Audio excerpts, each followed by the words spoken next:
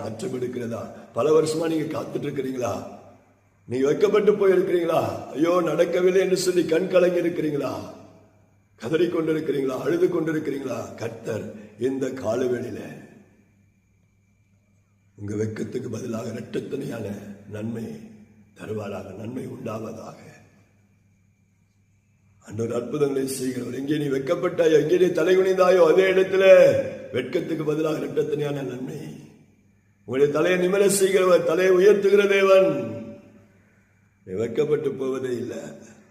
ஆண்டவருக்காக பொறுமையாய் ஆபிரகாம் 25 வருடங்கள் காத்திருக்கிறார். ஆண்டவர் வாக்குத்தத்தப்படி ஈசாக்கை கொடுக்கிறார். அவன் வெட்கப்பட்டு போகவே இல்லை. அவன் விசுவாசித்தால் அது அவனுக்கு நீதியாக எண்ணப்பட்டது. தன் சரீரம் செத்து போனது அவன் எண்ணாதிருந்தான். சாரா தன் கர்ப்பம் செத்து போனதை அவள் எண்ணாதிருந்தாள். கர்ப்பம் செத்து போயிருக்கிறதா? நீ கர்ப்பம் தரிக்க இனி வாய்ப்பே இல்லை